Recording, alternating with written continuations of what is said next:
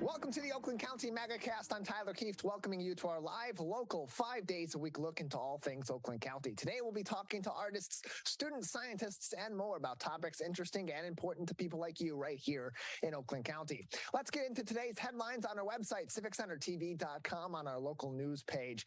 Our top story today is from Mike Martindale of the Detroit News. Lawyers for victims' families plan to add Oxford schools in a civil lawsuit. As an attorney representing families of 4 students slain and others wounded in the November 30th shooting at Oxford High School, said Wednesday that he plans to add the school district to his lawsuit as a defendant. Attorney Ven Johnson, whose firm has several related lawsuits pending in Oakland County Circuit Court and federal court, said he wants to argue the unconstitutionality of the Oxford Public School District or any government body, quote, to hide behind governmental immunity, end closed quote. He continued on by saying, quote, "This is huge. The public should be outraged that the government has established super secret rules protecting themselves, which are not provided to ordinary citizens. I'm sure the school's attorney will argue that they should not be a defendant in the case, but this will enable us to explore the issue," end closed quote, said Attorney Ven Johnson. Timothy Mullins, the attorney representing 6 Oxford High School defendants named in the complaint, said Wednesday he filed legal briefs months ago that governmental immunity protection was appropriate, but is prepared to argue the matter further if necessary. Quote, "There have been about 25 people or more that have tried to stop governmental immunity and failed. I suspect that this will be the case here. It's up to the judge, of course, but it's possible we may have oral arguments on this sometime in October." Oakland County Circuit Court Judge Rayleigh Chabot had ordered attorneys into mediation on the issues, but after they reported being unable to resolve matters, she told attorneys they have 60 days to comply with depositions from 6 school employees named as defendants, those being Pam Parker Fine and Sean Hopkins, both school counselors, Nicholas Ejak, Dean of Students, as well as Jacqueline Cabina, Becky Morgan, and Allison Karpinski. Johnson wants to quiz the 6 about what they did and didn't know about the risks posed by the alleged shooter, now 16, charged in the shooting, and why nothing was done about disturbing behavior that he exhibited in school, even up to as early as that day. The alleged shooter was caught scrawling violent drawings in his math homework and searching for ammunition on his phone in class.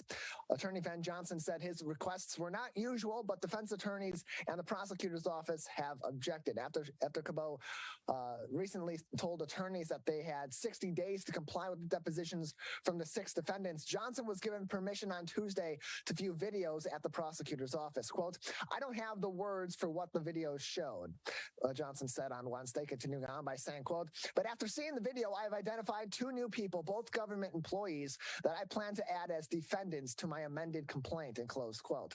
Last week, Attorney Mullins said there were, quote, "several legal arguments and motions still pending in several courtrooms, including in a federal court where Judge Mark Goldsmith is seeking to have the lawsuits all consolidated. A dozen lawsuits have been filed in federal court related to the November 30th, 2021 shooting. The civil lawsuit against the school's employees was filed in Oakland County Circuit Court on behalf of families of 2 slain students, those being Tate Meir and Justin Schilling, and 3 other students who survived the shooting incident but remained traumatized, according to court documents. In a released statement, the prosecutor's office explained its concern about any impact on the pending criminal trials and about giving the alleged shooter the notoriety that he allegedly sought in the November 30th shooting. Quote, "Our focus is on achieving justice in the criminal cases, and we don't want any evidence released prematurely that could affect those cases," said Oakland County Assistant Prosecuting Attorney Mark Kieft. Kieft continued on by saying, quote, "The civil cases are also an important part of achieving justice for the victims, but we are asking that the criminal cases be allowed to proceed before more evidence is released. In addition, there is substantial research and data showing that school shooters seek notoriety, as was the case for the Oxford High School shooter. We want to avoid any public release of video or other evidence that could inadvertently encourage future shooters," end close quote. That article with a bunch of additional supporting information linked from the Detroit News on our website, civiccentertv.com, on our local news page. Also making headlines on civiccentertv.com today from Vote Beats or Orlando Brand Williams via Bridge, Michigan. Complaints from both voters and even election officials alike in Michigan about its combined primary ballot, they say, confuses voters and may not be going anywhere despite that confusion. As Michigan voters prepare to cast votes in the state's primary elections next week, some local election clerks warn that navigating the design of the ballots remains a persistent problem for voters. Michigan is one of only a handful of states that prints Republican and Democratic candidates on the same ballot, but if voters select candidates across party lines, their ballot can't be accepted, or at least the partisan part of their ballot cannot be accepted. It is confusing, said Kate Sims, the elections coordinator for Ottawa County just outside of Grand Rapids. She continued on by saying, quote, "We consistently see voters look at the ballot and look at it," she said, "feigning bewilderment. If a voter makes the mistake at a polling place, there are safeguards. The scanner can that voters insert their ballots into spits the ballot back out," said Sims. "The mistake can then be quickly cured by giving the voter a new ballot and, quote unquote, spoiling or destroying the old one so that only the new correct ballot will be counted on their behalf." The confusion among Ottawa County voters has resulted in about 10 to 15% of ballots in August primaries being spoiled, compared with about 1 to 2% in general elections, said Sim. Quote, "Probably the highest percentage of spoiled ballots is during primary elections. Election officials in other jurisdictions say that combined ballot trips up their voters as well." Sim said her office sends out instructional advice to try to avoid such snafus. But unlike in-person voters who can correct their mistakes at the polls, absentee voters don't get that opportunity once they put their ballot in the mail. Unless they realize their error after the fact and contact their local election office to replace their ballot, Michiganders who vote across party lines on their absentee ballots won't have their votes counted. That's the partisan part of their ballot. The more general parts of the ballot that include millages and other more local-centric ballot initiatives, those still may count depending on what other errors may or may not be there. But the partisan section of your ballot, those being gubernatorial candidates, those being U.S. and state Senate primaries, those will likely not count. If you do cross party lines, you can only vote either as a Republican or a Democrat in the primary elections in Michigan and just a handful of other states. State election officials do not know the number of primary ballots that are rejected when a voter selects candidates across party lines, but it could explain why absentee ballots are rejected at a higher rate during the primary election as opposed to the general. In Michigan's 2020 primary, 0.66% of absentee ballots were rejected, that being about 10,600 out of 1.6 million, according to the Secretary of State's office. In the 2020 general election, that number was about 0.46% of absentee ballots being rejected, just 15,300 out of 3.3 million ballots cast. Lansing City Clerk Chris Swope said voters need to, quote, "stay in their lane," and closed quote, when voting if they want their vote to count. Quote, "If you vote for both a Democrat and a Republican, then the result is that you vote for no one," said Swope, who oversees election administration for 85,000 registered voters in his district. Quote, "You pick your lane and you stay in it," and closed quote.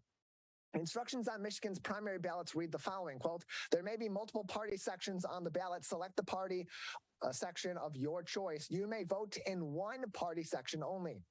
You cannot, quote unquote, split your ticket. If you vote in more than one party section, your partisan ballot will be rejected," and close quote.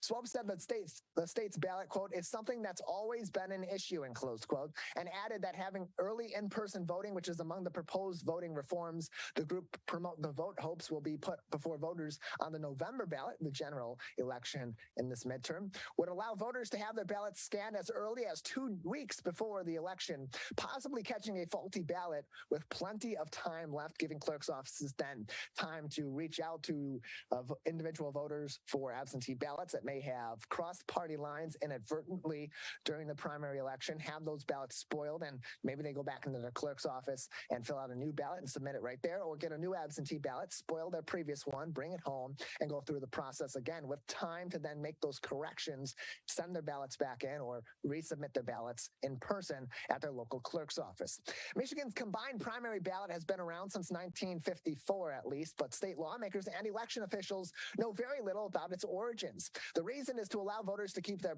party selection private, unlike in many other states where a voter chooses which party's ballot to receive. That choice is often then recorded in the public voter file. Quote, while the current law protects voters' privacy and independence, but by not requiring them to declare a party affiliation when registering or requesting a ballot, it is also enabling voter confusion, said Tracy Wimmer, the spokesperson for Michigan Secretary of State Jocelyn Benson. Wimmer continued on by saying, quote, we consistently encourage lawmakers to be responsive to the concerns of Michigan's clerks and collaborate with all of us to identify solutions that would protect voter privacy and accuracy while minimizing voter errors, end closed quote. The design of Michigan's primary ballot presents a quote-unquote conundrum, says Whitney Quisenberry of the Center for Civic Design, which the U.S. Election Assistance Commission and local governments have consulted in designing ballots. Other states that combine their primaries on the same ballot include Wisconsin and Mississippi, she said. Ballot design is so important to secrecy, also said by Quisenberry, but the secrecy can be potentially lost if an election worker has to be summoned for help with the ballot by the voter. For Oakland County Clerk Lisa Brown here in our local area, it's clear that the current primary ballot design needs to be updated. It's a call Brown said she made in 2009 while a member of the Michigan House of Representatives. Chris Thomas, Michigan's longtime elections director until 2017, agreed that the ballot does present an issue. He said he has had informal discussions with Michigan election officials, former secretaries of state, as well as legislative staffers about the need to change the design of Michigan's ballots. Quote, it needs to be fine-tuned, said Thomas, and closed quote. He suggests that Michigan provides separate ballots representing the major political parties, Republicans and Democrats. Quote, it takes a knowledgeable voter and someone to read the instructions and realize you have to pick one party, and if you cross over, your vote won't count, and closed quote, said Thomas. The current ballot design is also problematic because it may tempt voters who want to vote across party lines, even in a primary where the outcome is to winnow down the field of candidates for each political party. Quote, the main problem with this ballot is not confusion per se, said University of Michigan political scientist Michael Troggett. Voters may not vote quote, voters may want to vote for a Democrat in one race and a Republican in another, end closed quote. Troggett acknowledges that those who vote by absentee ballot could become the real losers because they would realize too late that they voted across party lines and the partisan section may not count. Quote, then no ballot would be cast, end close quote, added Troggett. For voting rights activist Rebecca Islam, the ballot's design is problematic because it could prompt confusion on how to even cast a vote. Quote, it could potentially deter voters from showing up at the polls at all, says Islam, president of the Detroit chapter of the League of Women Voters and activist for the Asian and Pacific Islander American Vote of Michigan. Quote, it can be especially confusing for voters whose first language is not English, since all ballots have been primarily printed in the English language, she said. Longtime Wayne County voter Teresa Westbrook-Leinert said that while she has not experienced any problems casting her vote, she can see how Michigan primary voters might how Michigan primary night might prevent problems for others if they are new to voting in the state of Michigan. Quote, I've been voting since the late 1970s, said Westbrook-Leinert. I have voted in every election except for one, end closed quote. While Westbrook-Leinert wants to keep the current design of the ballot, she feels that all political parties should be represented, but that the ballot should remain a straight party ticket. Quote, not being able to cross-vote will definitely be an issue for some, Westbrook-Leinert said.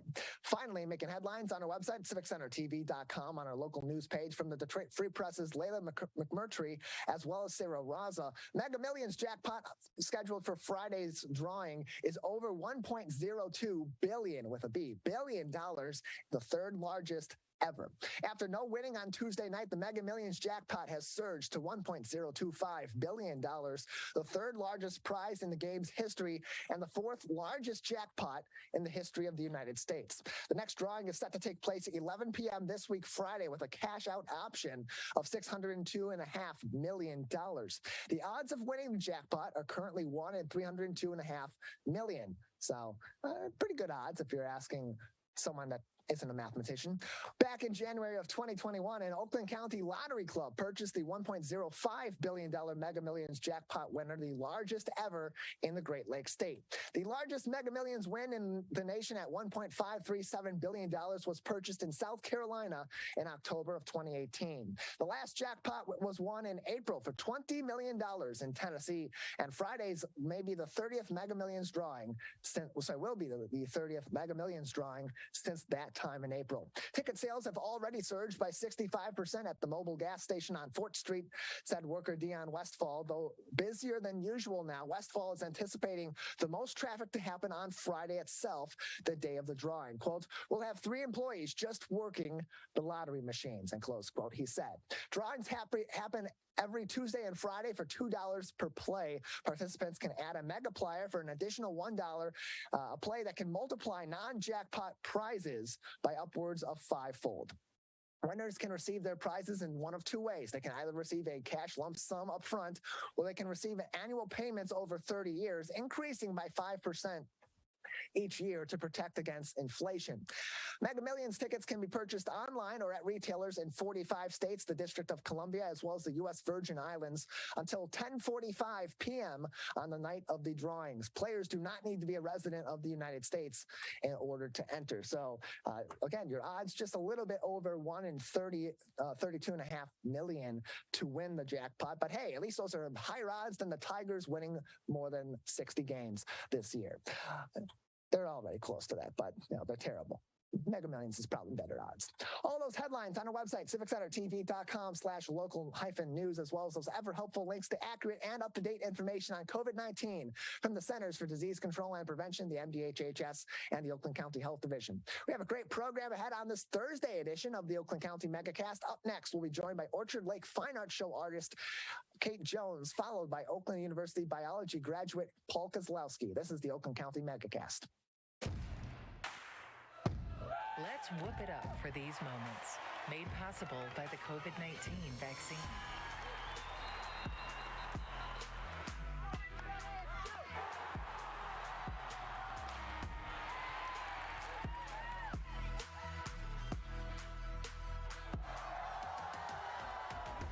Keep the cheering going by keeping yourself protected and your COVID-19 vaccines up to date. Thanks for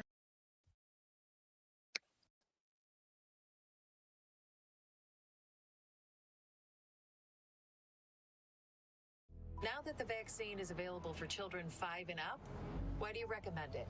Kids are part of the community and they can spread COVID. We're seeing both healthy children getting sick from the virus as well as children with underlying health conditions. They can easily bring the virus home to other people that are vulnerable and make them sick as well. This vaccine can change that and keep children safe. It's essential that your children get vaccinated to protect them, to protect your families, and to protect those in the community around you. Let's relish these moments, made possible by the COVID-19 vaccine.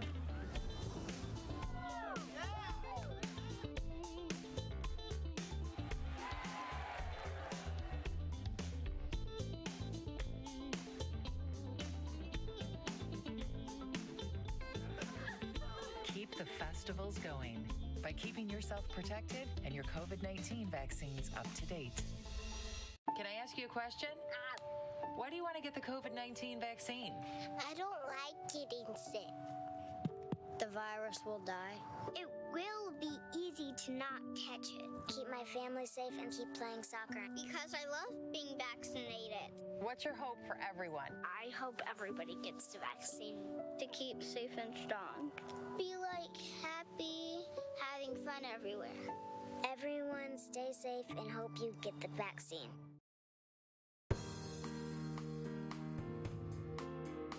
Welcome back to the Oakland County Megacast, our live daily 1-hour show about all things Oakland County. I'm Tyler Kieft. To learn more about the program by visiting our website at civiccentertv.com and clicking on the Megacast link, we'll find information on our entire network of stations, including My Michigan TV.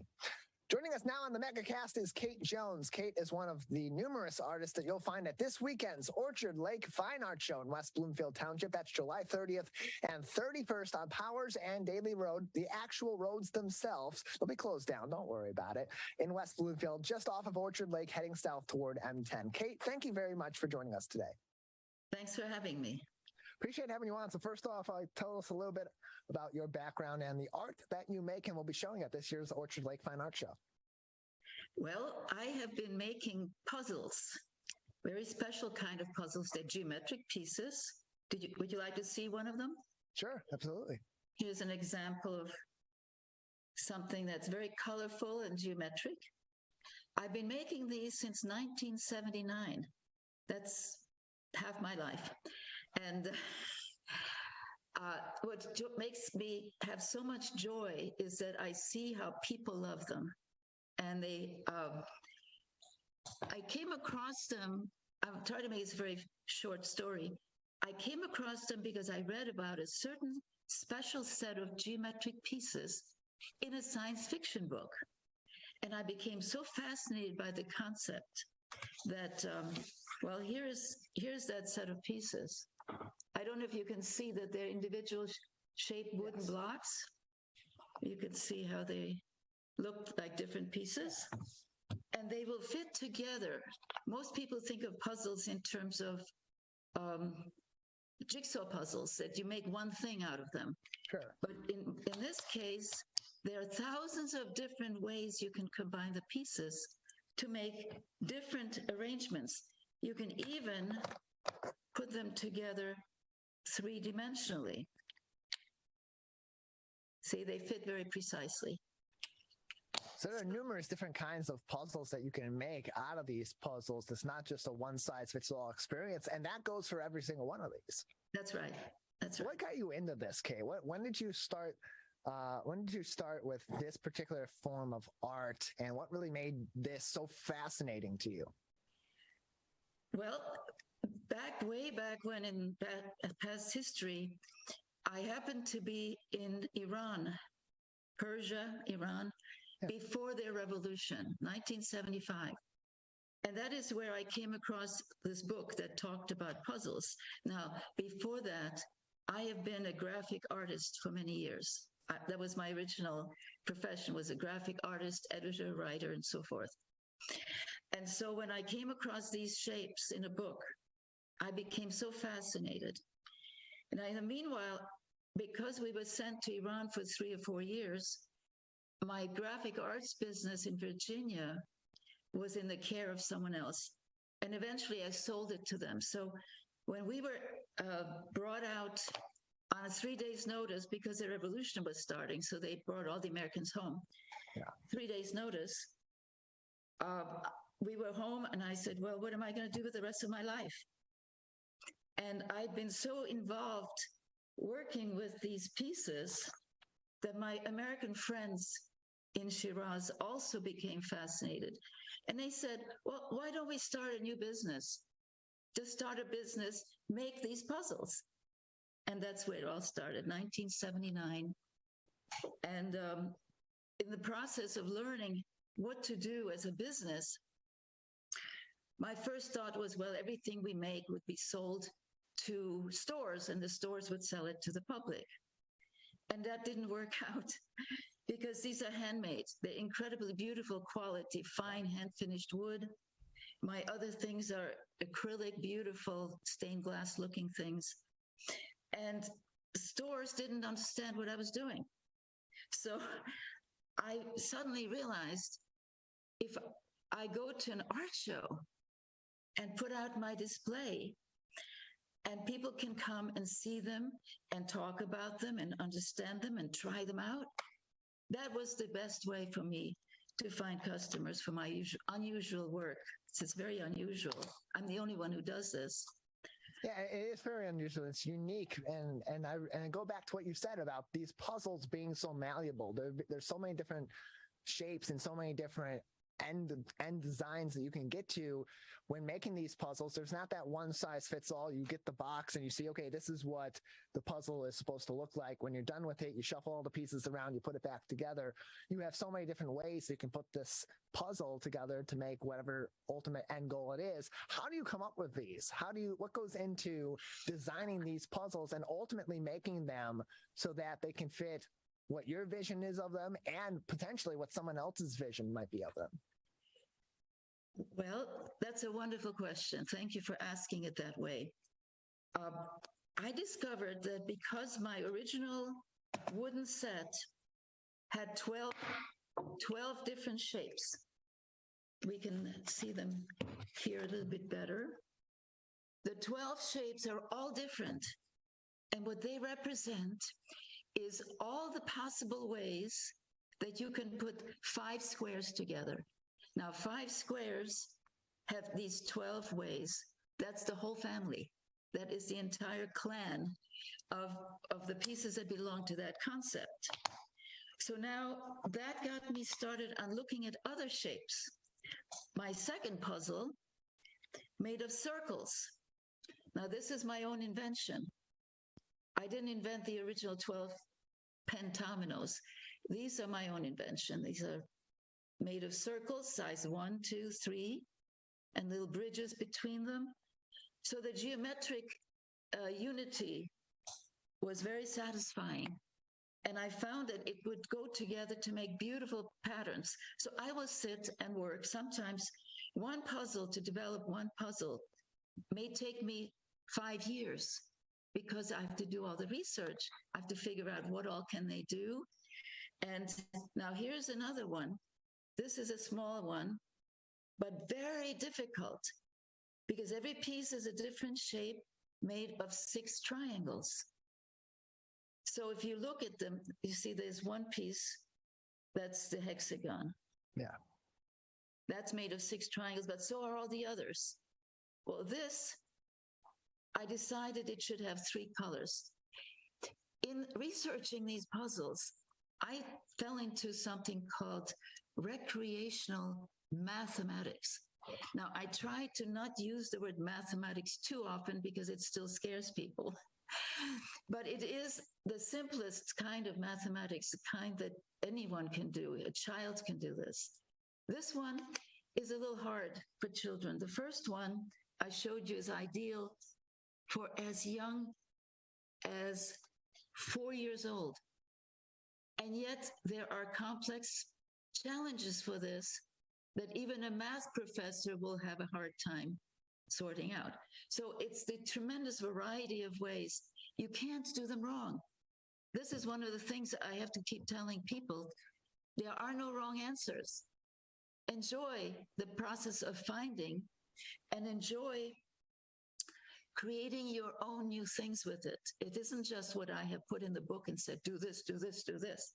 No, you get to discover all your own wonderful ideas as well. So it's creative.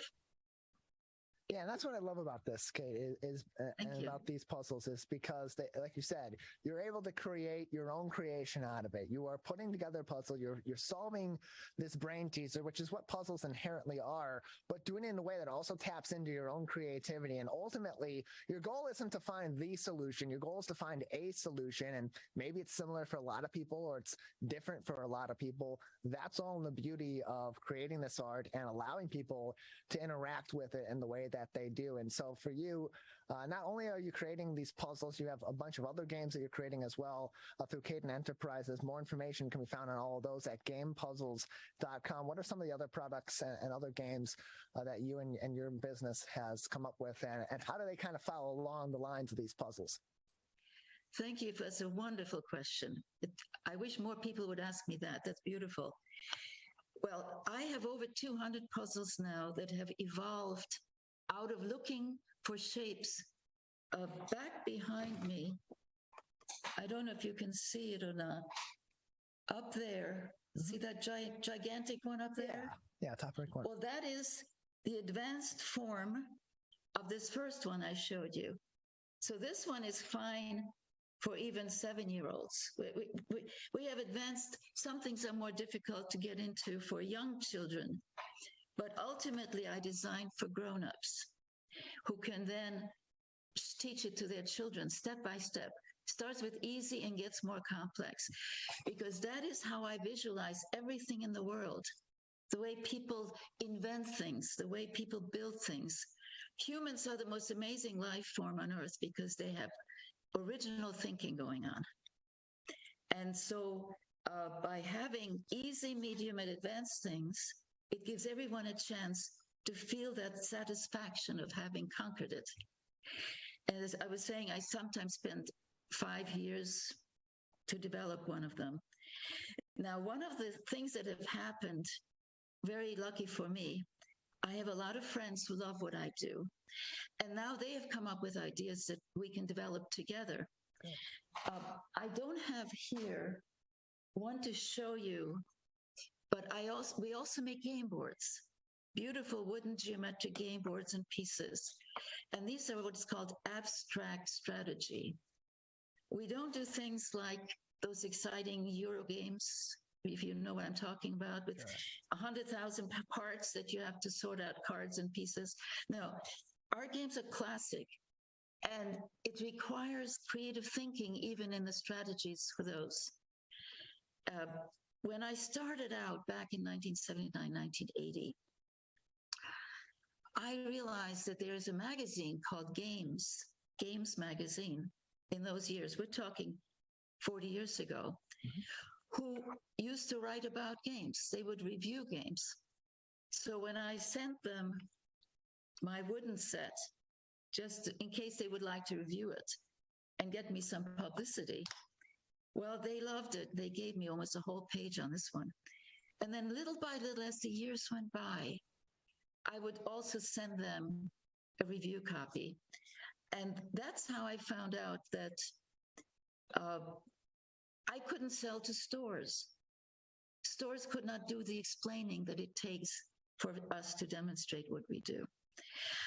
And so over the years, over 13 years or more, I was fortunate enough, honored enough, that the reviewers on Games Magazine gave me 52 mentions as being among the 100 best games either of the year or ever. And so that was an incredible satisfaction.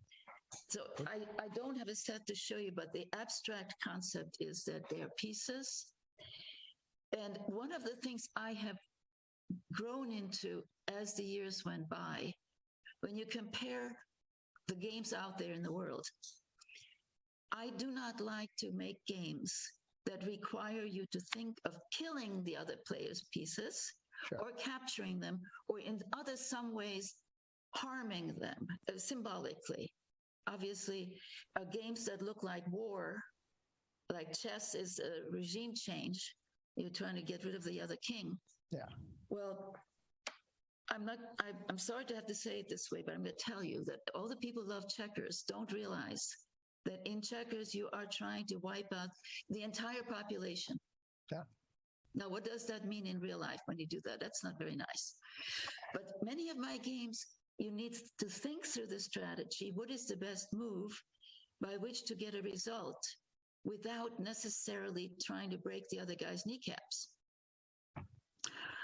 And sometimes I've lately come into some strategies where you actually get to collaborate a little bit. Yeah. You have to help them, so it will help you. So maybe the other player has a piece you need for something, but you have a piece they need. Well, you can offer to trade. So you both gain. And then if everyone wins, that's really very nice too. More information on all of Kate's puzzles and games can be found on gamepuzzles.com. That's gamepuzzles.com. You can also see Kate at this year's Orchard Lake Fine Art Show in West Bloomfield on Powers and Daly Road, just off of Orchard Lake, on July 30th and 31st.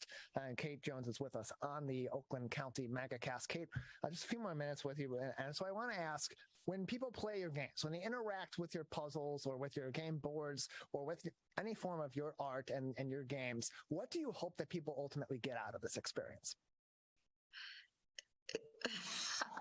Well, first they learn to recognize that this is something they want to own, and they'll want to buy it for the family, for the friends, and they'll have it for years and years because the quality I make is very permanent. It's very durable.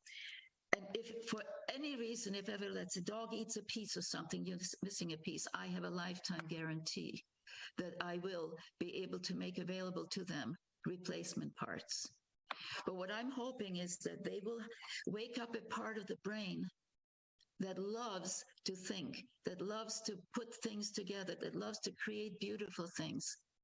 This is really what I call the soul of the universe, because the universe has systems. Everything works together in ways that we're still not fully understanding.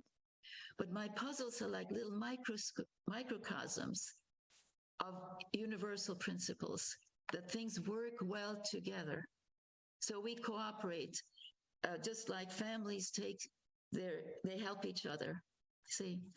So when people come up to my booth, they will find there are sets open for them to play with.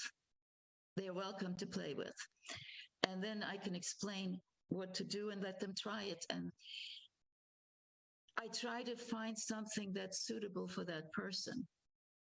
I had a lot of years of problems, I have to tell you this, because the public had become resistant to puzzles because they couldn't do Rubik's Cube. Rubik's Cube gave me decades of struggle to get people to want to love puzzles again, because my puzzles are different. You can play with them in any way you like.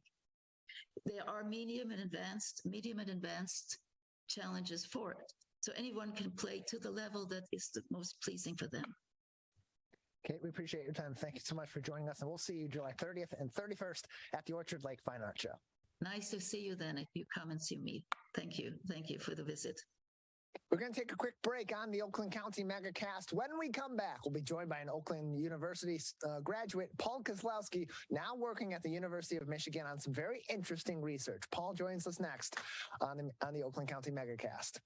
Connect with local leaders, philanthropists, and more. The Greater West Bloomfield Chamber of Commerce presents the 2022 Leadership Breakfast. Join the Chamber for a morning of insight with guest speaker Laura Graneman, with the whole event emceed by Fox 2 News anchor Roop Raj. Join your local businesses at the Wabi Country Club September 13th at 8:30 a.m. Order your tickets by September 6th at westbloomfieldchamber.com/breakfast. We'll see you there.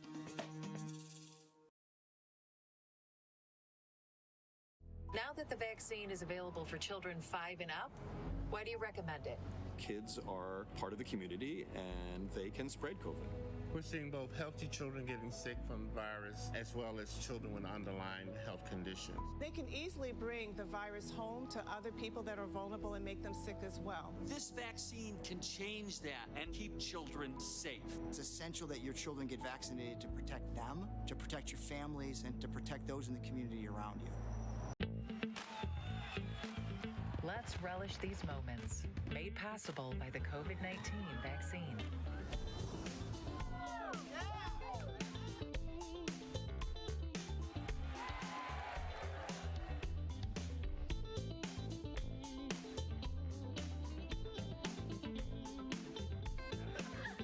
Keep the festivals going by keeping yourself protected and your COVID-19 vaccines up to date. Can I ask you a question? Why do you want to get the COVID-19 vaccine? I don't like getting sick. The virus will die. It will be easy to not catch it. Keep my family safe and keep playing soccer. Because I love being vaccinated. What's your hope for everyone? I hope everybody gets the vaccine to keep safe and strong. Be like happy, having fun everywhere. Everyone stay safe and hope you get the vaccine. Let's savor these moments, made possible by the COVID-19 vaccine.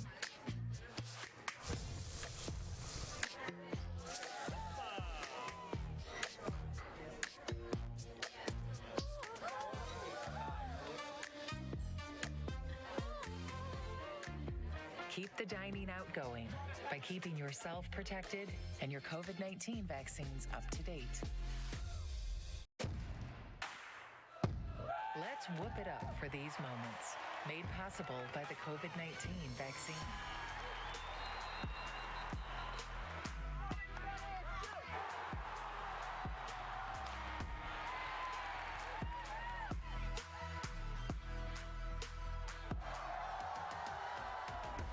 Keep the cheering going by keeping yourself protected and your COVID-19 vaccines up to date.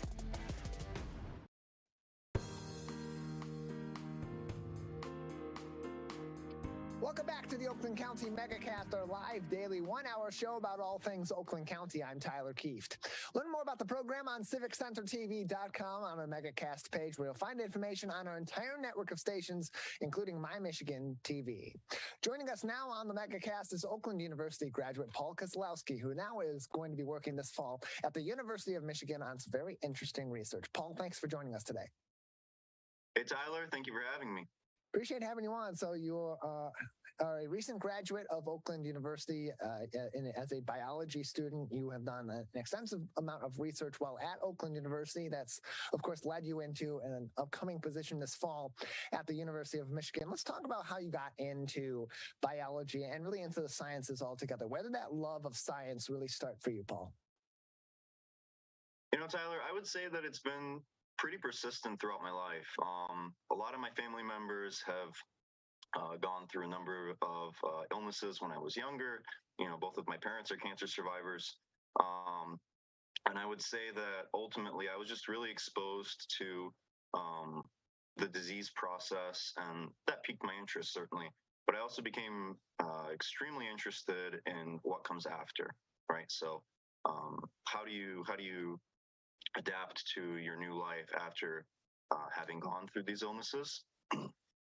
Because I think they're transformative, really. I mean, you know, anatomically, they change us if you need to undergo any kind of surgery, also mentally, too. So I became extremely interested in that. And then of course, I pursued a biology degree at Oakland. And I would say it's in my second year that I really started to get involved with research in the Villa-Diaz lab with my mentor, Dr. Luis Villa-Diaz. And from there, it's just been a lot of fun. I learned a lot. So what about the research element of the sciences and of STEM is so interesting, compelling to you? Because in my notes, I know that you were considering pursuing an MD program in the future, that you got into the sciences because of medical issues with many members of your family. So what is it about the research that sparks your interest so much? Is it discovering new things, or is it really learning more about the why behind certain concepts in biology and other sciences? I definitely think it's a little bit of both. I would say more so the why. I really like the personal investigation, right? So one thing that I really admire about research is that once you get into, you know, kind of the niche topic that you're particularly interested in, you know, you're kind of on your own path at that point. There are other people that can guide you if they're familiar with your area of interest. But at the end of the day, it's your passion, your love, and you get to explore it to every extent that you want to, right? So I would say it's the personal motivation, the independence in that, that really just lets you learn about anything that you want. Of all the things that you've worked on in the labs during your time at Oakland University as an undergraduate student, as you've been working in the labs and as you prepare to work in the lab and the professional level this fall at the University of Michigan, what has been some of the more compelling or more thought-provoking research that you've been involved in that's really sparked your interest and made you just dive all in with 100% interest? Right. So I work in stem cell biology. So our lab focuses on understanding basic science about stem cells. That is to say how stem cells work, basically. Stem cells are really just cells that can self-divide into new stem cells and further differentiate into, if they're pluripotent, meaning many potencies, any cell of the body, theoretically speaking. So my field is extremely interesting in terms of developmental biology. And so I think, like a lot of the other fields of biology, we like to ask the question, where do we come from? Of course, in this case, it's a lot more personalized because we're asking the question literally, where did I come from, right? Where did you come from? And how you developed, how the course of your life may have impacted your development. And so I would say that's what I like particularly about my field. We're joined by Paul Koslowski. He is an Oakland University biology graduate joining us on the Oakland County Megacast. He will be working this fall at the University of Michigan, continuing on with his research, working in their lab. And working with stem cells has to be so interesting because it's something that even a decade ago, certainly 15 to 20 years ago, was something of a very controversial topic in its infancy of research.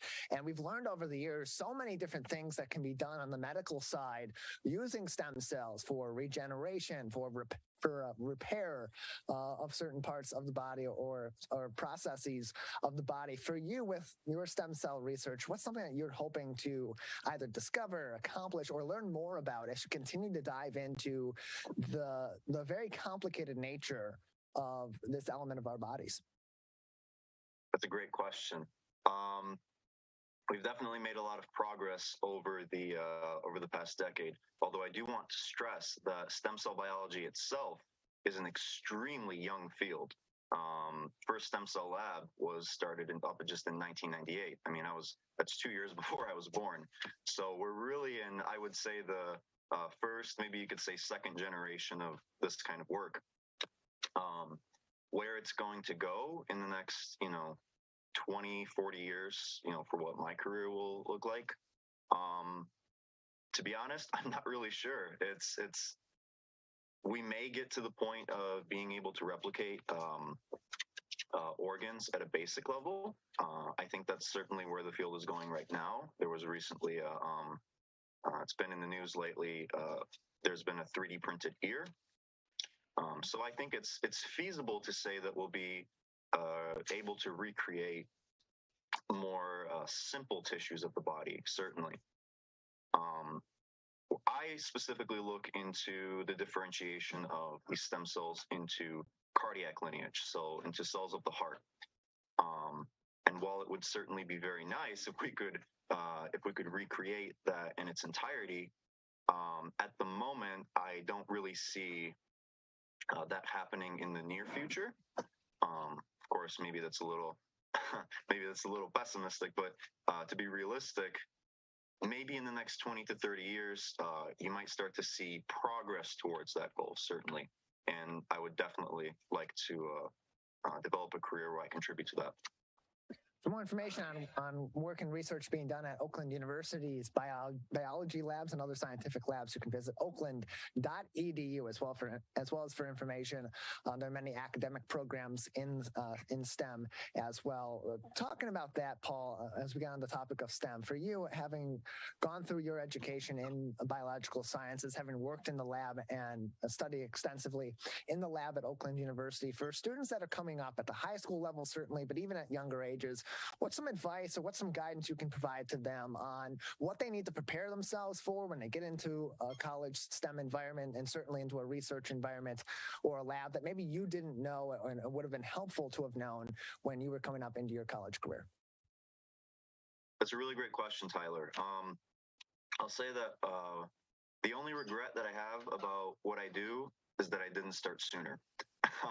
So when I was a freshman, I was really intimidated by the field, right? It was something very new to me. And my thought process was that the only way that I could actually break into this was that, I had to get into a program, something formal. And so my first year, I think I applied to like 3 programs. I didn't get into any of them. It wasn't until my second year I did get into a research program. Unfortunately, my sophomore year in college, was 2020. And of course, due to COVID, everything was canceled. It's kind of at that point that I got up and I just started to email professors. So professors that I was interested in working with, I would email them, I would read their work. I would really try to spark a conversation with them about what it is that they do. And I think that's a great way for any prospective undergraduate researcher to go about breaking into this field. Find a mentor that you'd be interested in working with. Email them, find their contact information, and start a conversation. You'll find that I would say every single one of them is going to be receptive to your curiosities.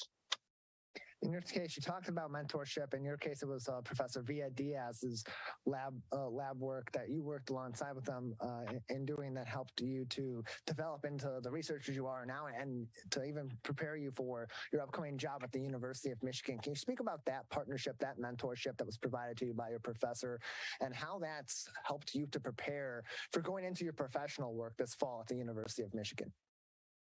Oh, I think it's been absolutely vital. Dr. Villadiaz is extremely caring. He's a great mentor, and he's taught me everything that I know.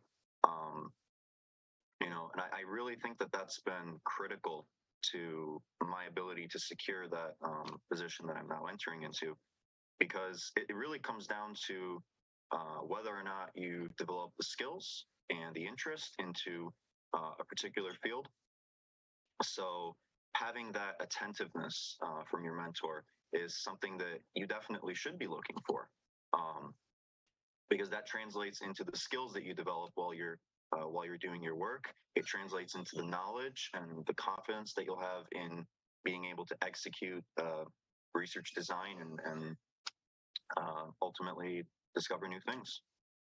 We're joined by Paul Koslowski, an Oakland University biology graduate, a fourth-year presidential scholar and honor student at Oakland University, who will be working in the labs this fall at the University of Michigan as he begins his professional career and wraps up his college career. Paul, as you're approaching your research, and this can also be some insight and advice for younger science students, particularly those that are getting into the labs, how do you separate the very formulaic nature of science, or of really any STEM field, to then take that into the research you're doing, keep sort of an open mind as you're learning more about the concepts that you're studying, and maybe along the way you find some really compelling information? How do you keep that creativity in such a formulaic career field?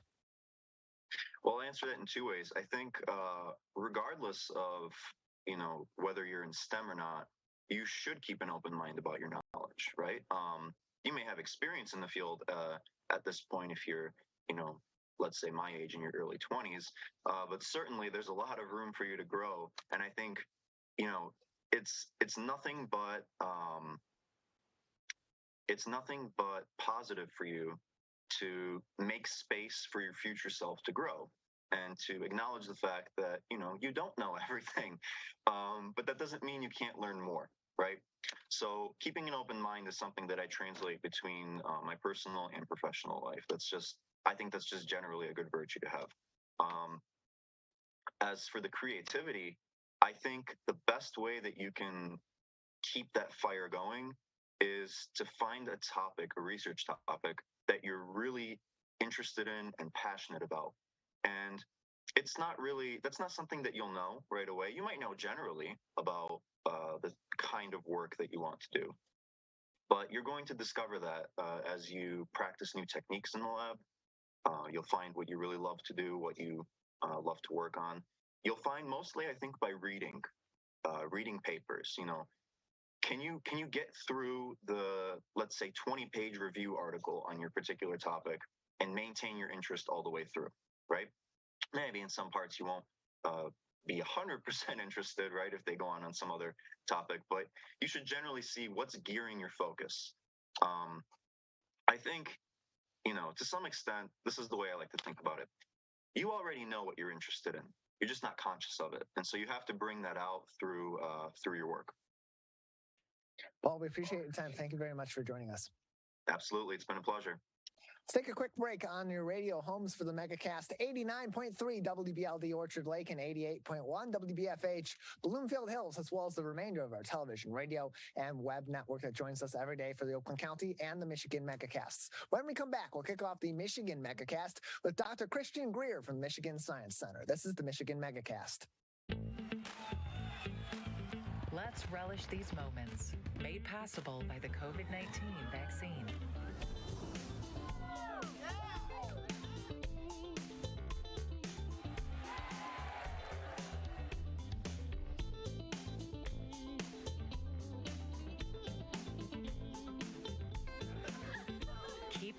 festivals going by keeping yourself protected and your COVID-19 vaccines up to date. Can I ask you a question?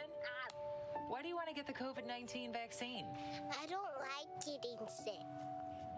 The virus will die. It will be easy to not catch it. Keep my family safe and keep playing soccer. Because I love being vaccinated. What's your hope for everyone? I hope everybody gets the vaccine. To keep safe and strong. Be happy, having fun everywhere. Everyone stay safe and hope you get the vaccine. I'm feeling good. Let's savor these moments. Made possible by the COVID-19 vaccine.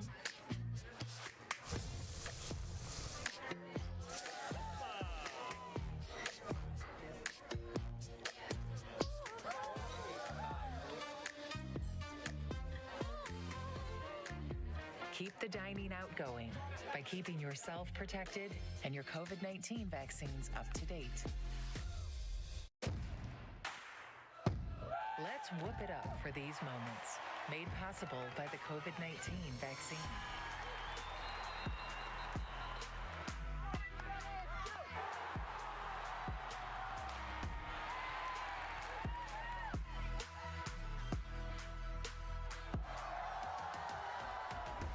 Keep the cheering going by keeping yourself protected and your COVID-19 vaccines up to date. In the face of COVID-19, staying healthy is important. And now the same is true as we face the flu. Influenza has the potential to infect millions, putting lives and the healthcare system at risk. Fortunately, it's easy to protect yourself. The flu vaccine is safe and effective, and with COVID-19 still spreading, it's essential.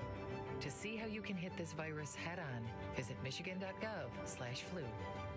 Connect with local leaders, philanthropists, and more. The Greater West Bloomfield Chamber of Commerce presents the 2022 Leadership Breakfast. Join the Chamber for a morning of insight with guest speaker Laura Graneman, with the whole event emceed by Fox 2 News anchor Roop Raj.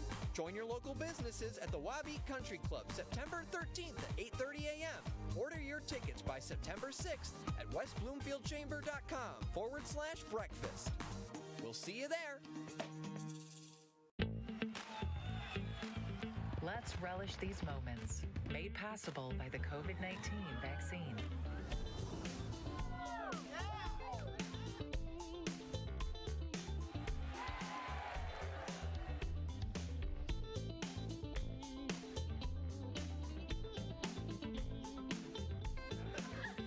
Keep the festivals going by keeping yourself protected and your COVID-19 vaccines up to date.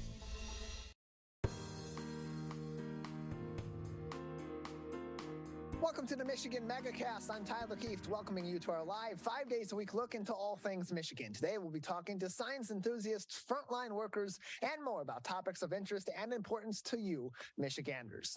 Learn more about the program at civiccentertv.com. On our Megacast link, where you'll find information on our entire network of stations, including My Michigan TV.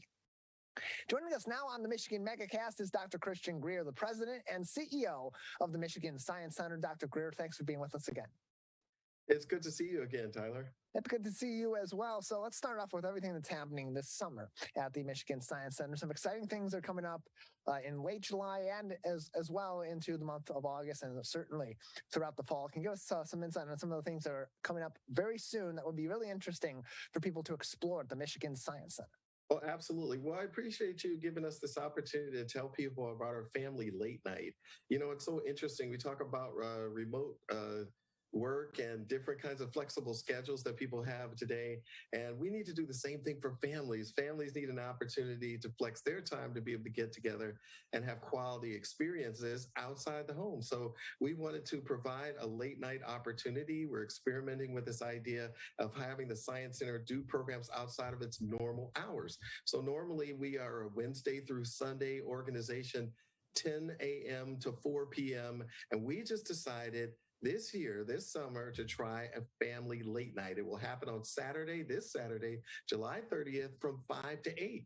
And we're hoping to have fun 80s themed activities in connection to our Popnology exhibit that's been going on, very popular all summer. It's a mix between pop culture and technology mashed together. So it's going to be a fun night of games, of excitement, and of STEM or STEAM-based experiences.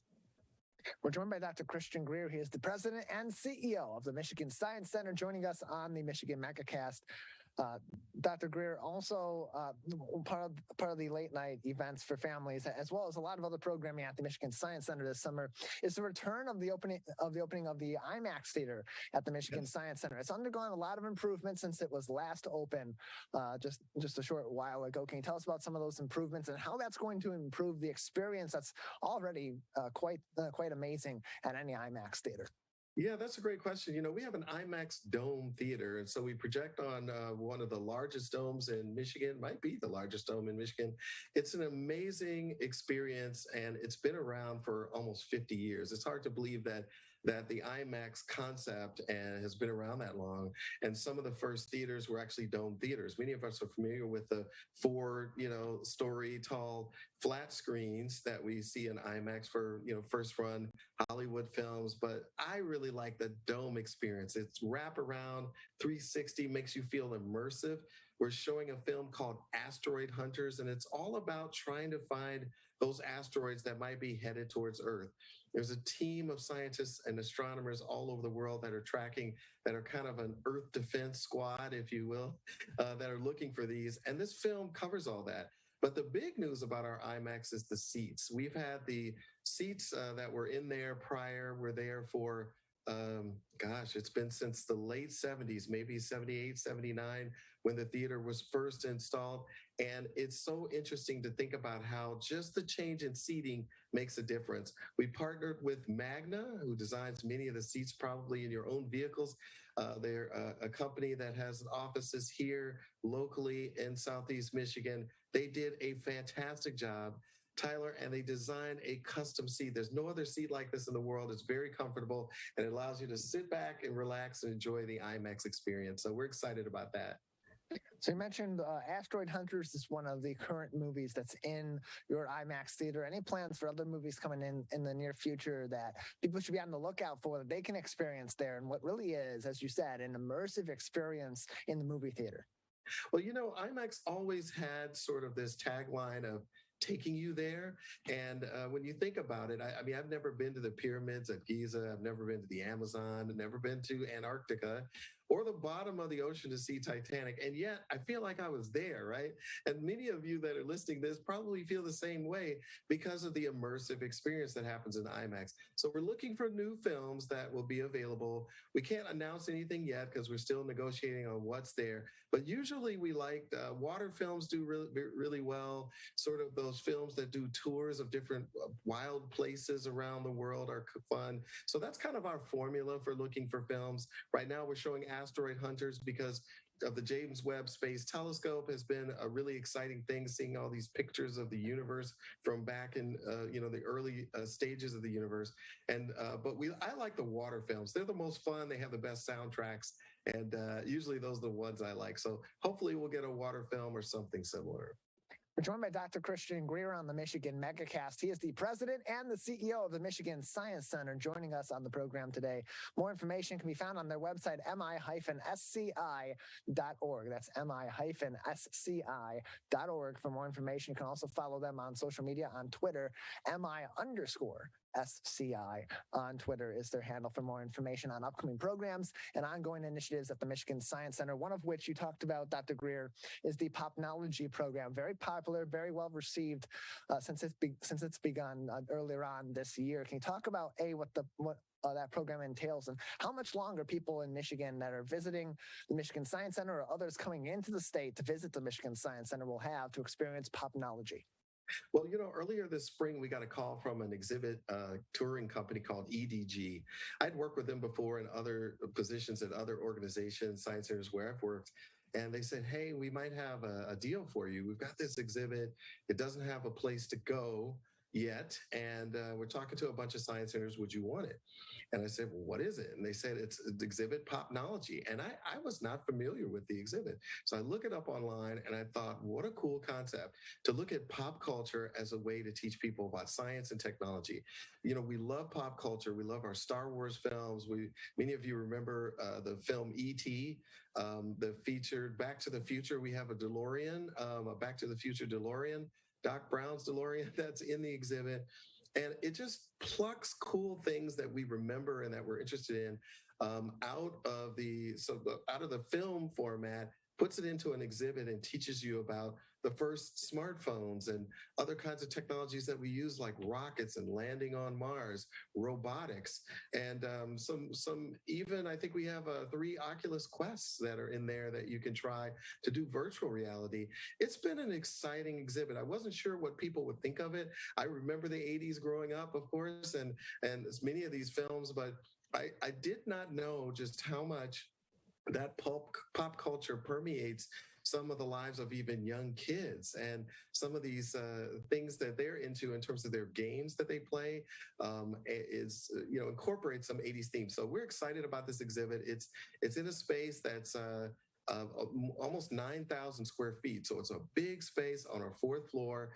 It's free with admission. So when you come to the Science Center to see it, if you come for our late night program this Saturday, July 30th, from 5 to 8, you can come check it out. And our admission is discounted, $10 for members and $15 for non-members. Usually the adult price is $18. So we understand that there's some affordability challenges that people have as a result of our economic situation and inflation. So we're trying to keep everything reasonable in terms of checking us out. mi-sci.org is the website for more information on all the programs at the Michigan Science Center. We're joined by Dr. Christian Greer, the CEO and the president of the Michigan Science Center on the Michigan Megacast. Dr. Greer, so many of these programs are highly interactive, even going back to what we already spoke about with the IMAX Theater at the Michigan Science Center being a really immersive experience. When you and your team are forming these different programs and are in negotiations to bring different interesting and cool exhibits into the Michigan Science Center, how much of a factor is interactivity in that learning experience in providing these exhibits to residents of Michigan and certainly the visitors coming in to visit Michigan Science Center? Tyler, I'm glad you mentioned that because it's not often discussed, but before science centers were science centers, and many of the newer science centers were created in the late 60s. And they featured a lot of interactive exhibits. Prior to that, science museums had artifacts and cases, things you couldn't touch and interact with. And a group of people got together in the field and decided that they wanted to change that and sort of bring what was behind the case to life. When you think about science as a process, it's a process that's active. It's a process where you create what we used to call educated guesses about the world around us, about phenomena. And that turns into a hypothesis, which you are designing to test through experimentation. And that experimentation is supposed to help you disprove a hypothesis. So you know, once you've eliminated all the things that can't be true, whatever's left must be closer to that truth. And understanding that reality you have to do as an active process. So interactivity in a science center is what it's all about.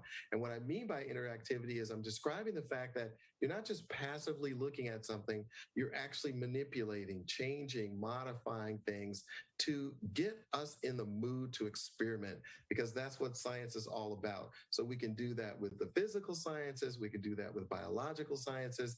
And when you compare an IMAX film or immersive experience, and we have other theaters, we have a planetarium, we have our Toyota 4D engineering theater, we have our science stage where we do our demonstrations. It just gives people a chance to feel like science is for them.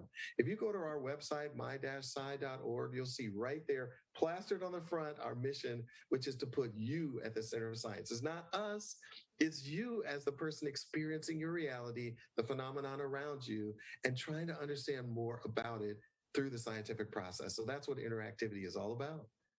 And so important, too, as we talk about trying to encourage more people in Michigan, particularly young people in Michigan, to go into STEM careers or explore STEM careers, especially those young kids who are learning these concepts for the first time, or maybe even haven't learned them yet in school, to see these concepts in action at the Michigan Science Center and other hands-on experiences in the sciences across the state is so important in developing those skills early and sparking that interest early. It has an impact not only on their education, but also on the future of our economy here in Michigan and progress in so many areas worldwide. Yes, that's so true, Tyler. Because I think I'll just give you a quick story. Prior to the Popnology exhibit, we had an exhibit called Math Alive. We're a Smithsonian affiliate, and the Math Alive originally about 12 or 13 years ago premiered at the Smithsonian in Washington, D.C. It's a great exhibit because it really is not so much about math as it is about the world around you. And then it describes what the math is. So in informal education, which is what we really focus on here, a little different from K-12, we kind of do this in the reverse. You know, K-12, there's content, there's curriculum. You start with the content and you work backwards, making it interesting and fun and interactive. On our side of things, in informal education, you reverse it. You start with what's fun and interesting and relevant to people, like pop culture, like other things, and then you tease out some of the things in science. So we did this with math. We had a kid that went through and got played all the games and was really interacting with things. And we even had a Kahoot activity and another card game. And this kid was just rocking it, understood everything. His mom came to one of our educators and said, "I can't understand it. My son is not good at math, yet he's so good at this exhibit." And this happens all the time because it's the format. It's the way that you teach that sometimes, depending on the learner and how they want to access their knowledge and learn, they might want to do it in a hands-on way. They might want to use bodily kinesthetic activities. They might want to use something called embodied learning, which is another kind of pedagogy that you can use to engage people that we use all the time. So I think it makes all the difference in the world because a STEM professional does not have to be one-dimensional. And I should also say what we consider a STEM career might be changing because we're so much immersed in it right now. Even just being on your show, there's technology at work. There are technicians and engineers that help make this stuff work. And so it makes all the difference for kids to be exposed early and often to it and to recognize that they can do STEM too. And that's why we put you at the center of science. Dr. Christian Greer joins us from the Michigan Science Center. He's the president and CEO with us on the Michigan Megacast. Dr. Greer, a couple more minutes with you before we'll say goodbye today. Yeah. Anything else that we haven't discussed that's coming up at the Michigan Science Center or that people should be on the lookout for in the near future? Well, great. Well, just as a reminder, our family late night is this weekend, Saturday, July 30th. From 5 to 8 p.m. We're using reduced ticket prices, $10 for members. So get a membership. It's only $99. You can bring 2 adults or 2 caregivers and 6 kids, which is a lot of fun. It's $15 for non-members. And, another thing I forgot to mention, for active duty military, we're also part of the Blue Star Family Network, which allows you to get free general admission at our organization if you just present an ID or you have the ID of a spouse that's overseas or in active duty military. It's a great way to get the military families to have some opportunities to do as well and do that together because sometimes they can't always see each other. So if you're in town with your active duty spouse or partner, hey, bring them down to the Science Center. We'll get them in. And then we're hoping to do more IMAX films in the future and other activities in the fall. And it's just an exciting time for us for exhibits, for programs and activities. We have a lot of new staff with fresh, smiling faces that are excited to teach STEM to the public. And we're just happy to be able to promote this on the Megacast and to get people to come down to the Science Center, to Midtown Detroit, to be put at the center of science. How about that? Dr. Greer, appreciate it. Thanks for joining us. Thank you. All the information you need to know on programs, as well as to purchase tickets for some of these programs as well, and keep up to date on everything happening at the Michigan Science Center, can be found on their website, mi-sci.org. That's mi-sci.org. Let's take a short break. On the other side, how one healthcare worker built a network of support and camaraderie between Michigan nurses. That's up next on the Michigan Megacast. Let's savor these moments. Made possible by the COVID-19 vaccine.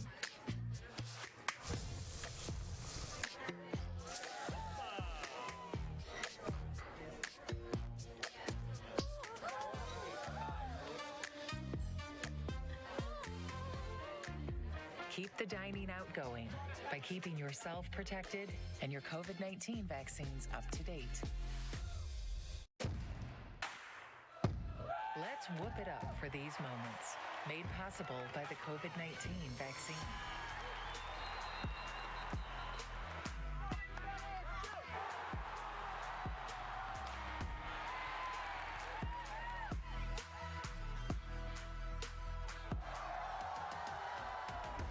Keep the cheering going by keeping yourself protected and your COVID-19 vaccines up to date. In the face of COVID-19, staying healthy is important. And now the same is true as we face the flu. Influenza has the potential to infect millions, putting lives and the healthcare system at risk. Fortunately, it's easy to protect yourself.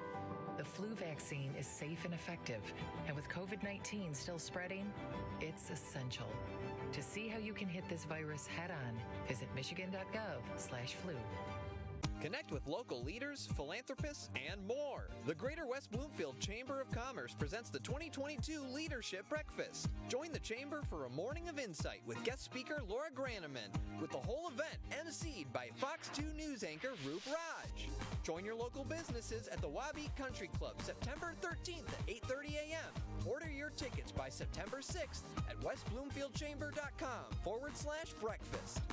We'll see you there. Let's relish these moments, made possible by the COVID-19 vaccine.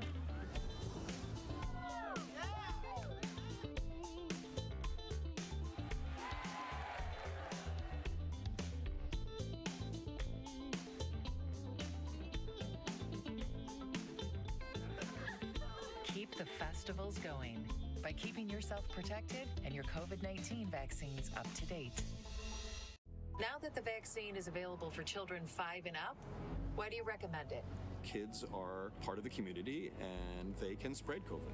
We're seeing both healthy children getting sick from the virus as well as children with underlying health conditions. They can easily bring the virus home to other people that are vulnerable and make them sick as well. This vaccine can change that and keep children safe. It's essential that your children get vaccinated to protect them, to protect your families, and to protect those in the community around you.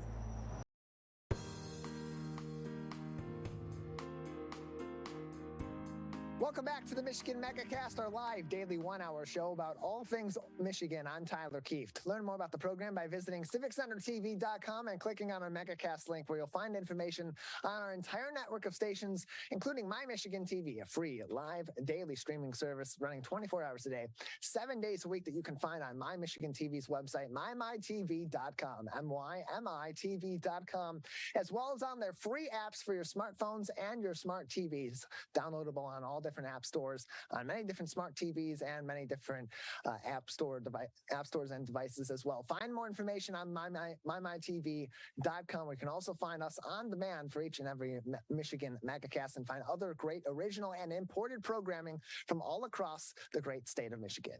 Joining us now on the Michigan Megacast is Kat Golden. She is a registered nurse and the founder of Nurses Inspire Nurses. Kat, thank you very much for being with us today.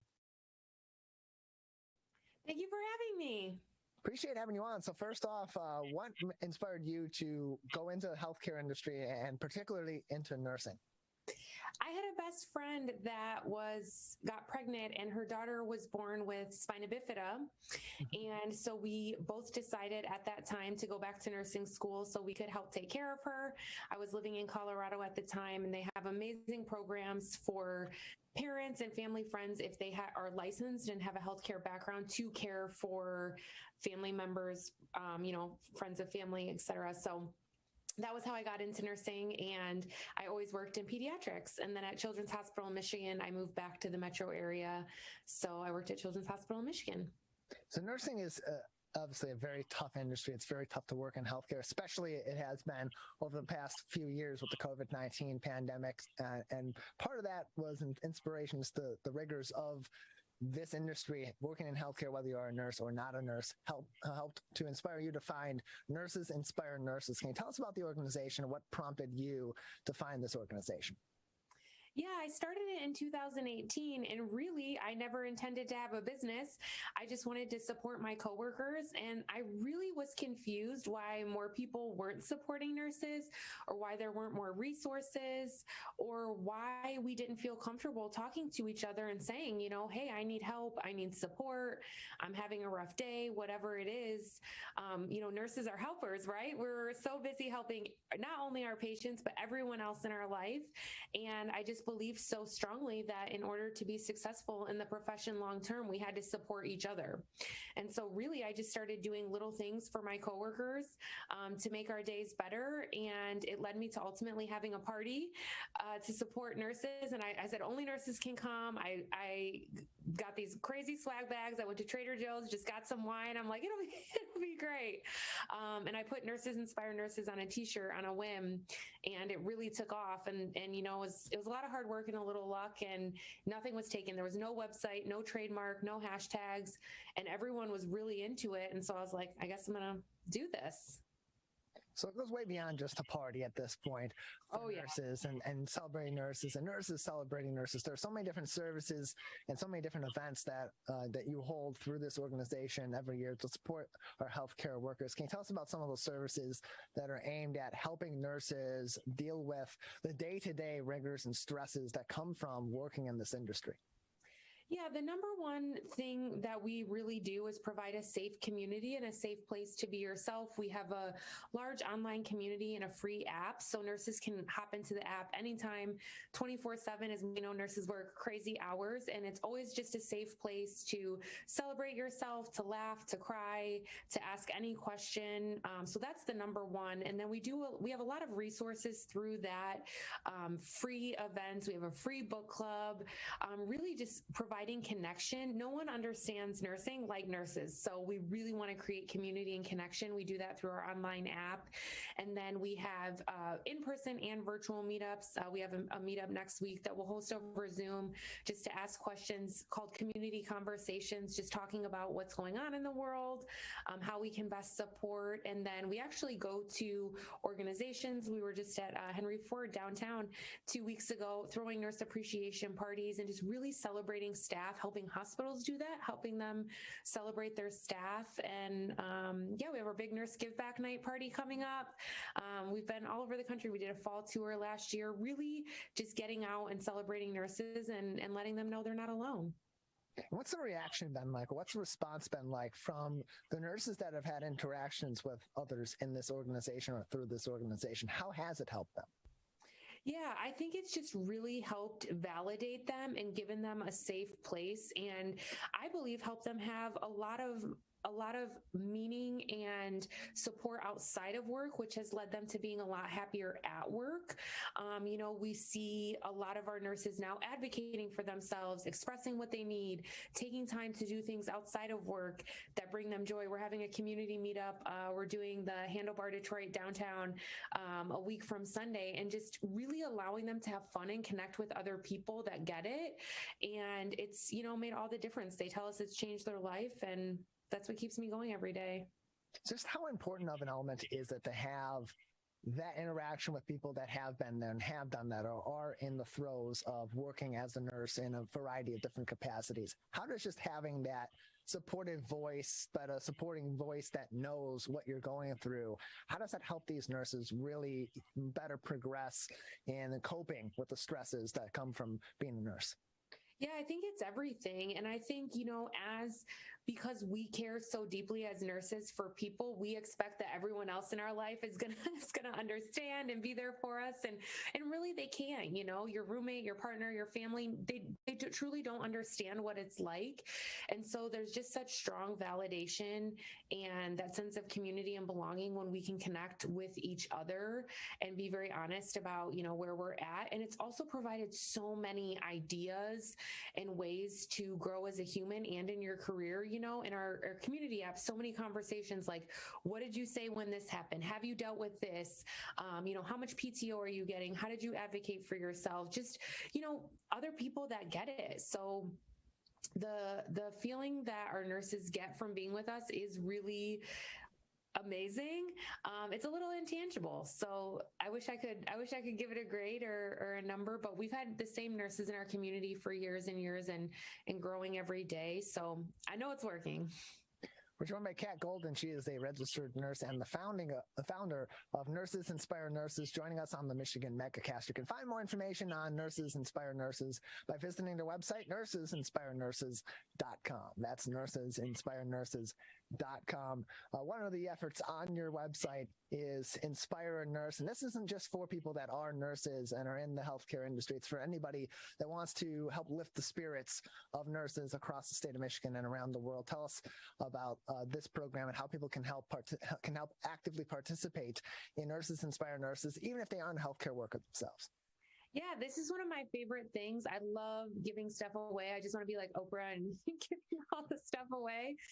So we send free gifts to nurses every month. We send 500 free gifts a month that nurses can claim on our website. And really the point is that we just give them something tangible.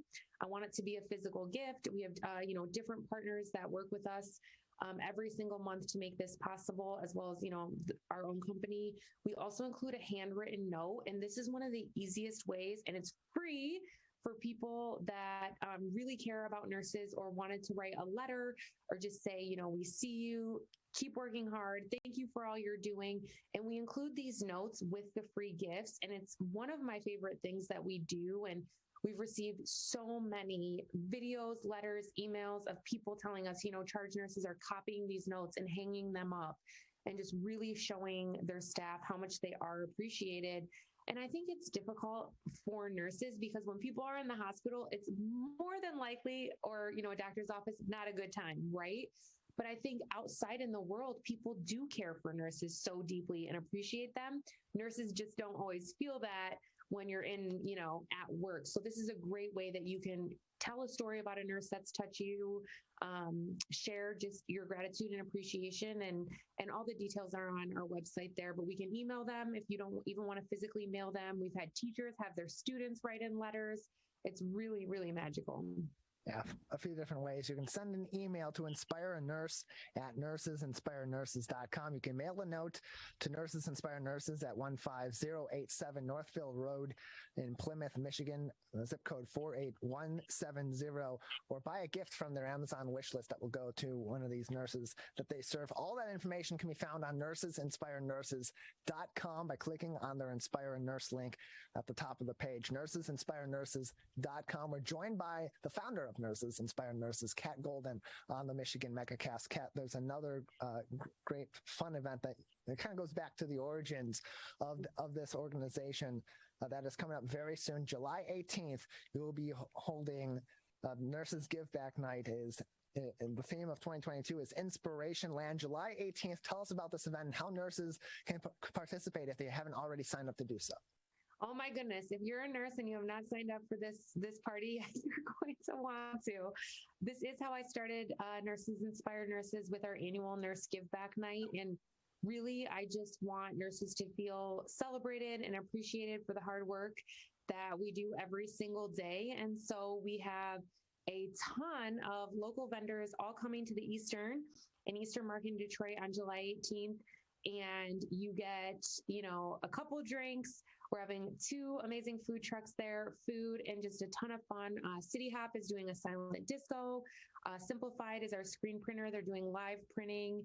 I have a dancing robot, Disco Ball Head Girls. We're having a 360 photo booth, cotton candy from Spun Sugar Detroit, lots of vendors. And really the swag bags are going to be very, very epic. And then just a ton of giveaways. So stethoscopes, shoes, gift cards, just tons of giveaways you can enter, and really just to connect with other nurses and be celebrated. Nurses aren't celebrated and appreciated enough, so we're going to do it.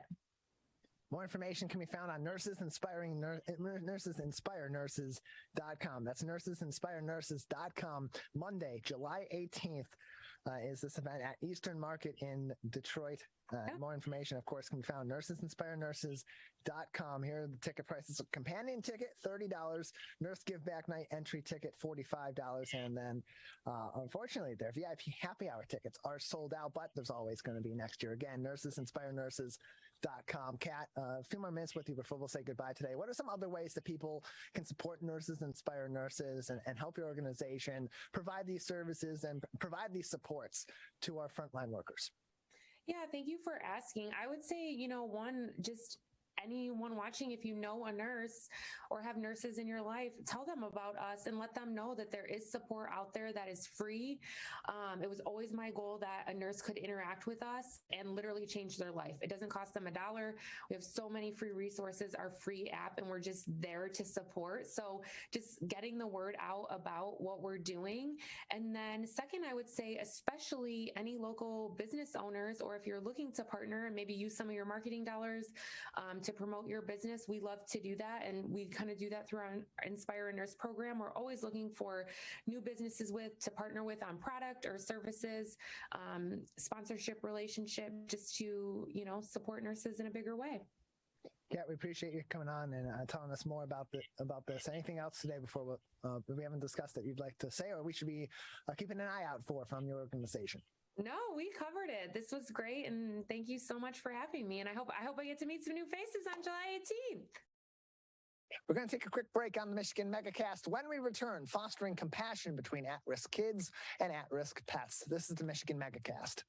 Connect with local leaders, philanthropists, and more. The Greater West Bloomfield Chamber of Commerce presents the 2022 Leadership Breakfast. Join the Chamber for a morning of insight with guest speaker Laura Graneman, with the whole event emceed by Fox 2 News anchor Roop Raj.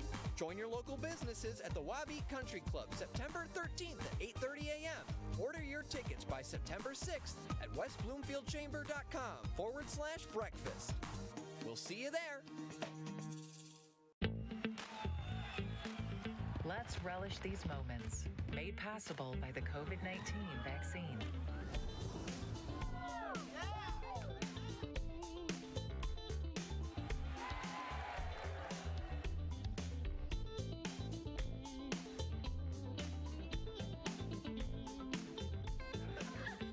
Keep the festivals going by keeping yourself protected and your COVID-19 vaccines up to date.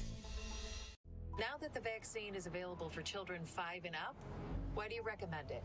Kids are part of the community and they can spread COVID. We're seeing both healthy children getting sick from the virus as well as children with underlying health conditions. They can easily bring the virus home to other people that are vulnerable and make them sick as well. This vaccine can change that and keep children safe. It's essential that your children get vaccinated to protect them, to protect your families, and to protect those in the community around you. Can I ask you a question? Why do you want to get the COVID-19 vaccine? I don't like getting sick. The virus will die.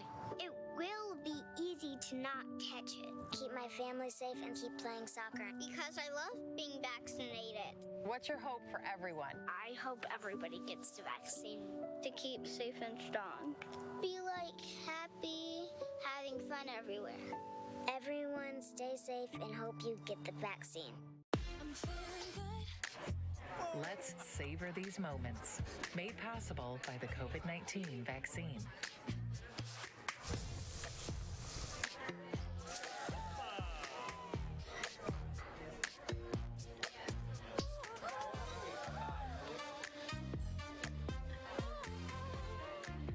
Keep the dining out going by keeping yourself protected and your COVID-19 vaccines up to date.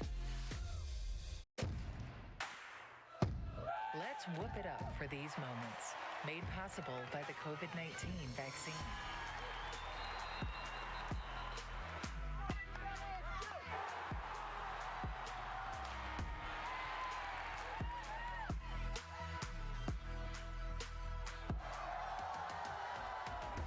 Keep the cheering going by keeping yourself protected and your COVID-19 vaccines up to date. In the face of COVID-19, staying healthy is important. And now the same is true as we face the flu. Influenza has the potential to infect millions, putting lives and the healthcare system at risk. Fortunately, it's easy to protect yourself. The flu vaccine is safe and effective, and with COVID-19 still spreading, it's essential. To see how you can hit this virus head on, visit michigan.gov/flu. Connect with local leaders, philanthropists, and more. The Greater West Bloomfield Chamber of Commerce presents the 2022 Leadership Breakfast. Join the Chamber for a morning of insight with guest speaker Laura Graneman, with the whole event emceed by Fox 2 News anchor Roop Raj. Join your local businesses at the Wabeat Country Club September 13th at 8:30 a.m. Order your tickets by September 6th at westbloomfieldchamber.com/breakfast. We'll see you there. Relish these moments, made possible by the COVID-19 vaccine.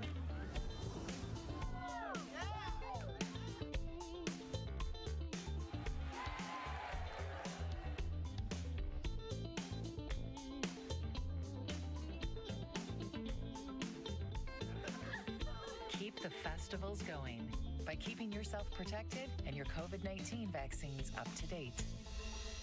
Now that the vaccine is available for children 5 and up, why do you recommend it? Kids are part of the community and they can spread COVID. We're seeing both healthy children getting sick from the virus as well as children with underlying health conditions. They can easily bring the virus home to other people that are vulnerable and make them sick as well. This vaccine can change that and keep children safe. It's essential that your children get vaccinated to protect them, to protect your families, and to protect those in the community around you. Can I ask you a question? Why do you want to get the COVID-19 vaccine? I don't like getting sick. The virus will die. It will be easy to not catch it. Keep my family safe and keep playing soccer. Because I love being vaccinated. What's your hope for everyone? I hope everybody gets the vaccine to keep safe and strong. Be happy, having fun everywhere. Everyone stay safe and hope you get the vaccine.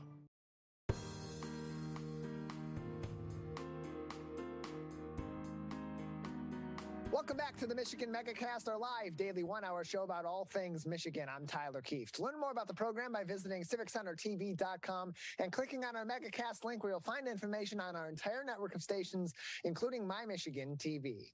Joining us now on the program is Jennifer Cepnick, the director, and Chris Rogers, one of the program coordinators with Teachers Pet, Dogs and Kids Learning Together on the Michigan Megacast. Thank you both for being with us today. Thank you for having us. Appreciate having you on. Jennifer, let's start with you. Just give us a little bit of background information on the origin and on the mission of Teachers Pet. Sure. So I'm a program coordinator, and I also work with Teachers Pet, which is a nonprofit. I'm a board member for the organization, a facilitator of one of the programs, and we're housed at Children's Village. And so what are some of the services that are provided by Teachers Pet to connect children in Michigan who are at risk to programs that provide them an outlet to learn and to also to have that interaction outside of school and other activities that keep them occupied? So when I describe Teachers Pet to people, I usually base it kind of on it's similar to pit bulls and parolees, because everyone's familiar with that off TV.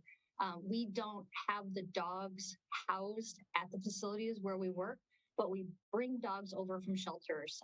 Oakland County Pet Adoption Center, the Michigan Macomb Humane Society. We transport the dogs to where our students are.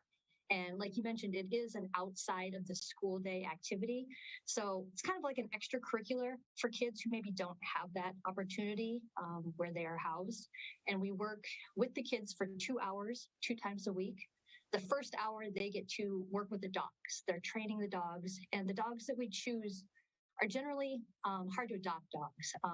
The shelters are full of pit mixes, dogs that maybe are black dogs that have a harder time getting adopted, dogs that don't do well in the shelter environment where they're cooped up and they have a lot of energy, so they don't show well when the doctors come to visit them.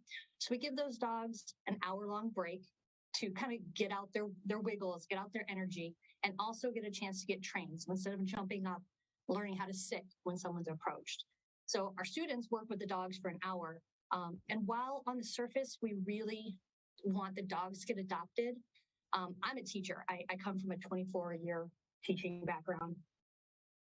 Underneath, we're really improving the lives of the kids. They are learning perseverance, they're learning dedication, they're learning empathy while they're working with the dogs. So we're giving them situations in which they can be successful. And then the second hour of class, we end up doing classroom time, where we teach them dog-related issues. They learn about dog fighting, they learn about different kind of breeds, they learn about puppy mills, overpopulation in the kennels.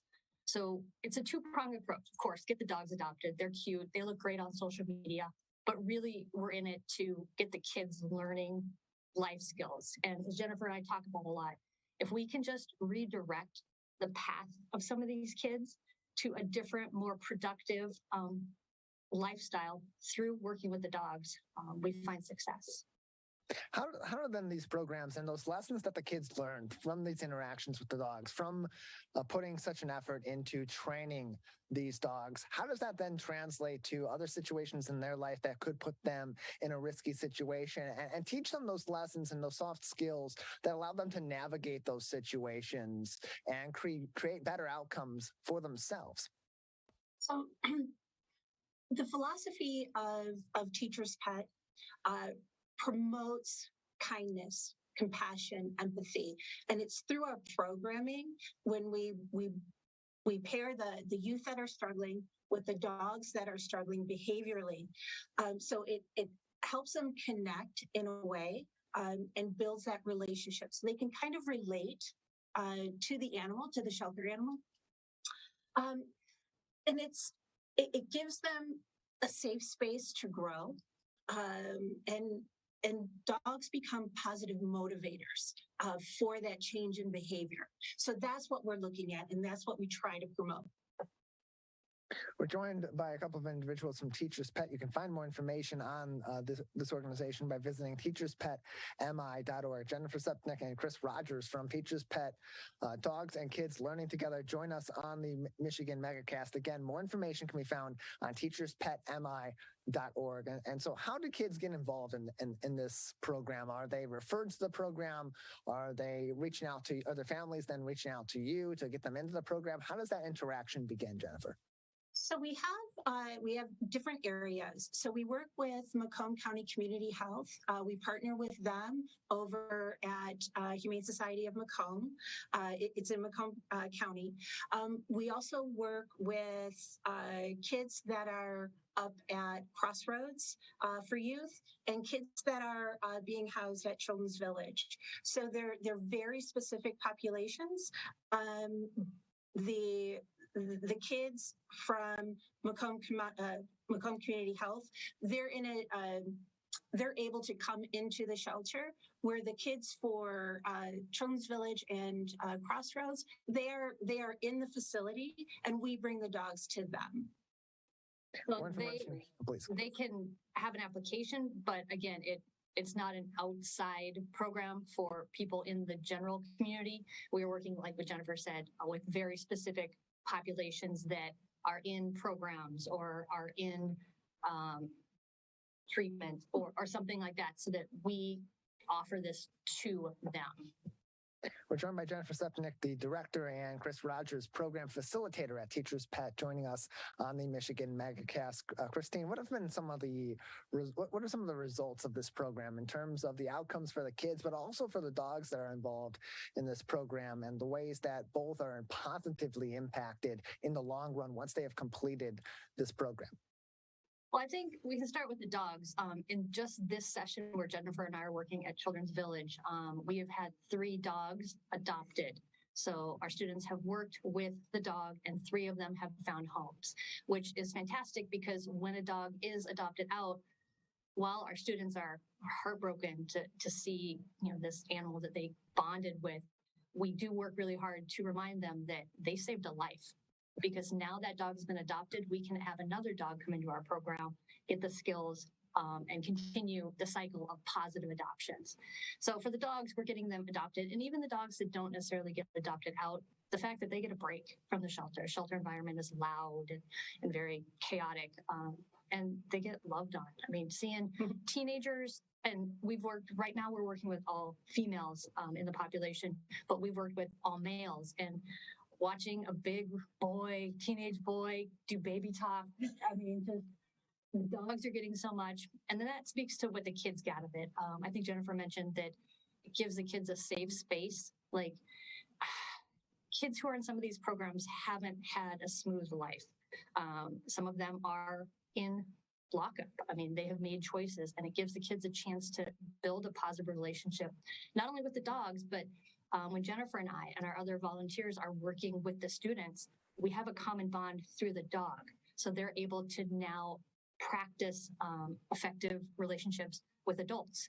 I come from teaching, so this may be sometimes one of the first times they've had a positive interaction with a teacher, but I'm not in charge of them. You know, we're talking about a dog. So we kind of reset maybe their ideas about how relationships can work and how they can be effective.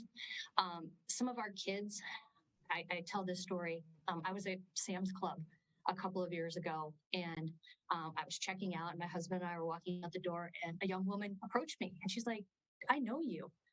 I'm a teacher. That happens a lot. She was that dog program. I was in that dog program, and it changed my life. I got myself clean, I got myself straight, and now I'm working on a future. And just the fact that this program can have that kind of impact to change someone's trajectory, to give them a positive, to make them feel success. And they do finish our program with 20 hours of dog training and dog experience. So those are marketable skills as well. They could go and get an entry-level job at Petco or work at a groomer. So we are also working not only on soft skills, but also employability skills.